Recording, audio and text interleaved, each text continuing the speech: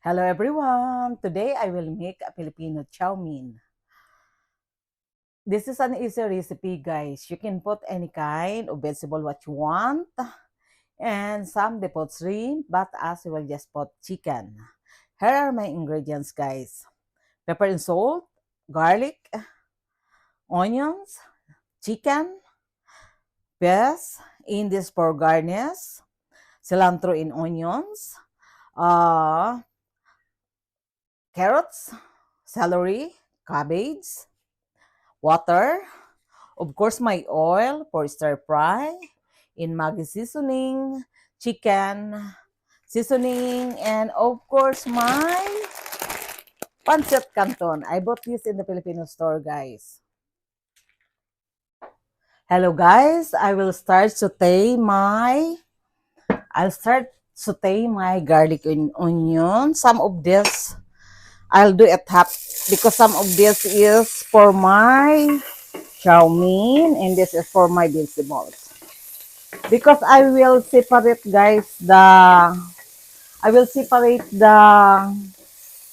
vegetable so that I will not overcook it.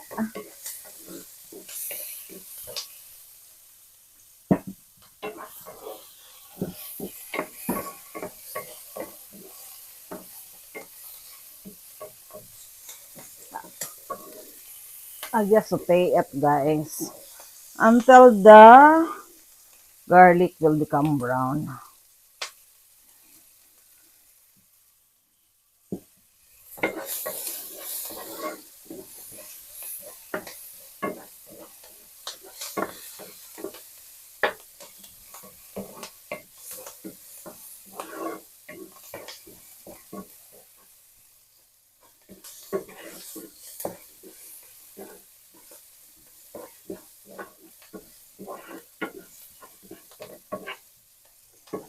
Now I can put my vegetables.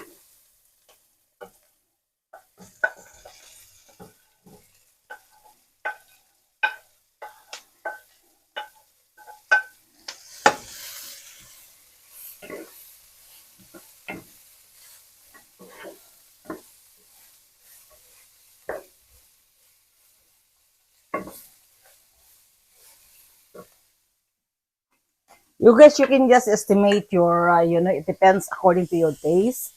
I just put a little bit of this Maggi seasoning for flavor. The same with this chicken, North chicken. Again, I will put a one TSP.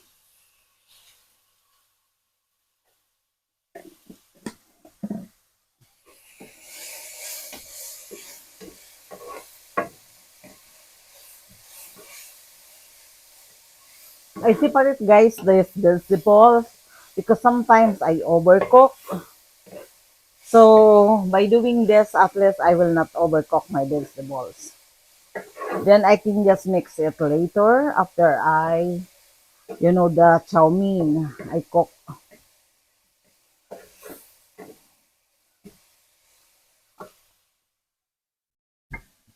And the same with the water, guys. You can just estimate. I don't want to put too much water.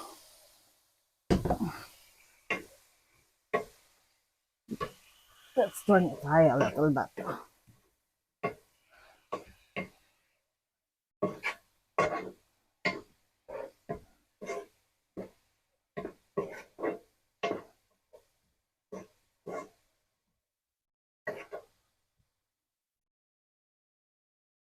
Mm-hmm. And then a small, to taste it.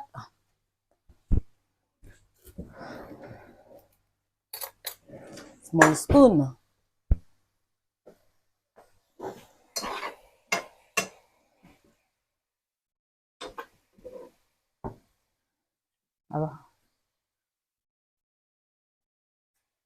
It's good. Oh, this is good. Turn it for a while. Okay. My vegetable is okay, guys. I will mix this later to the chow mein. As I said, because sometimes I overcook my vegetable, so I just cook my vegetables separate. By doing this, I make it sure that I will not overcook. Now,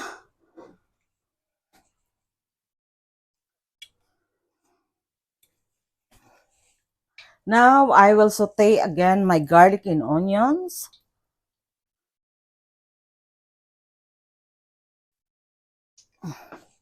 But wait.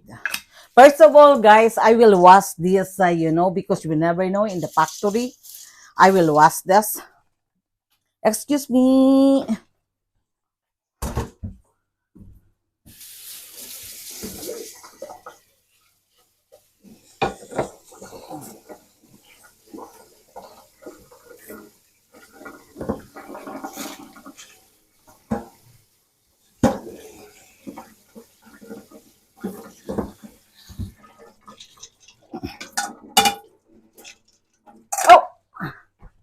Oh, my Vicky, my kind of.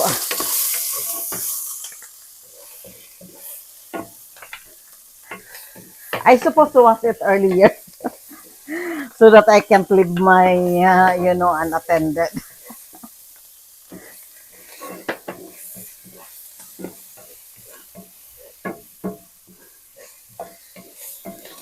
Now I will, my chicken. My chicken, guys.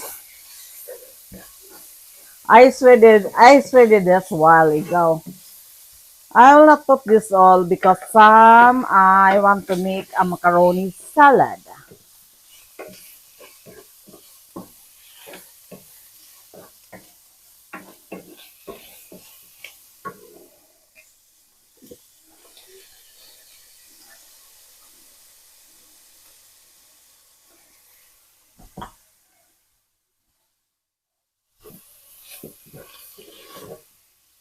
No, I can make this high because we will cook now the chow mein.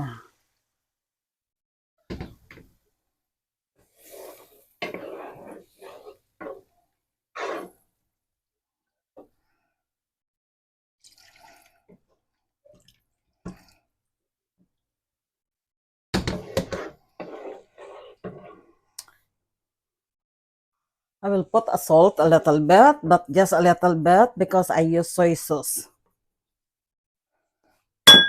And I will put this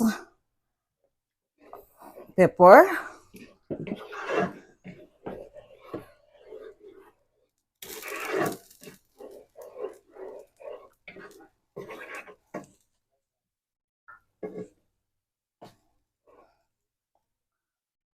I will taste it, guys, if it is. Oh, by the way, guys, this chicken is already cooked. I bought this in the grocery store and I shredded it. Those rotisserie chicken. Yeah, so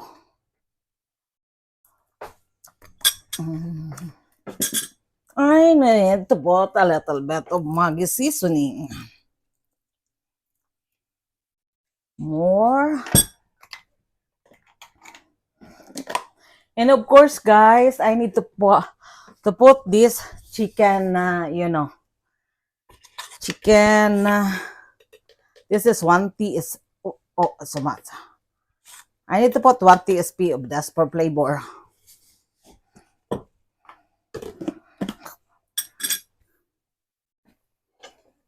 Now it's boiling now, guys. I can put now my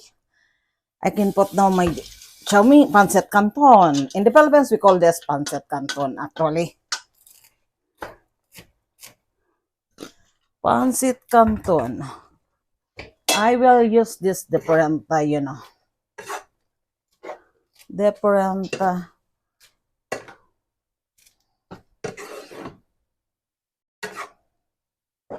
As I said, this is just quick and easy, guys. Easy to make. Easy to make.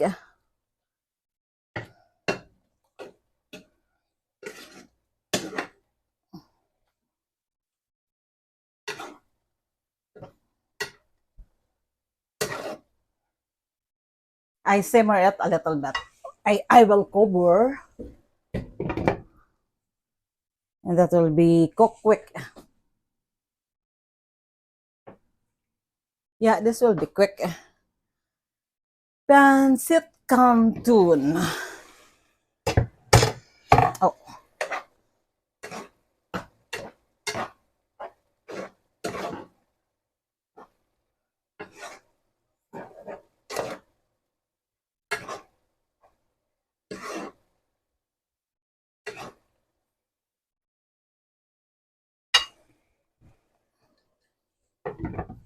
simmer it more a little bit, and this will be done.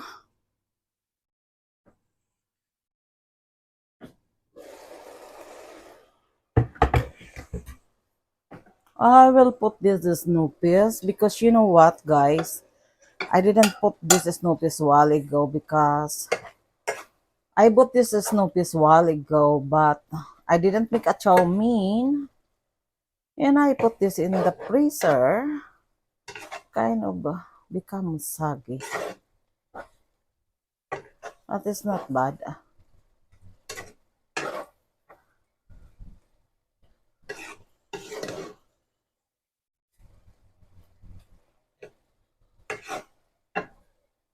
It's almost done, guys. Because this is just quick to cook.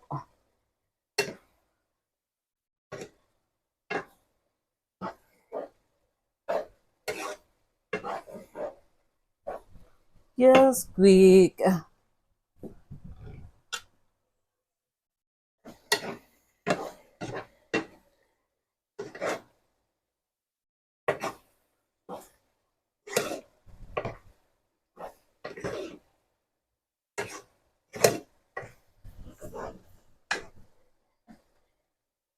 Now I will turn it off because it's already cooked. Now, guys, I can add my vegetable. I put lots of vegetable because I like vegetable. I like vegetable. I turn it off now. Yeah, this is it. Oh, wait. Wait, I need to put my garnish, guys. This cilantro in green onions. I love this cilantro. Cilantro and green onions for flavor.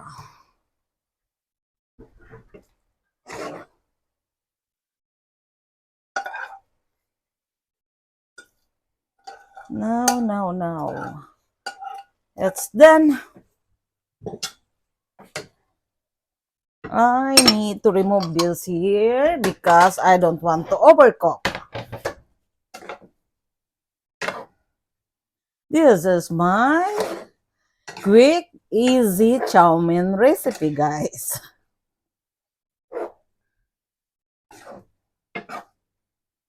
It seems I put too much vegetable, but it's fine. I love vegetables. Thank you for watching. Please follow, like, and share, guys. Bye-bye. Now we can put this in the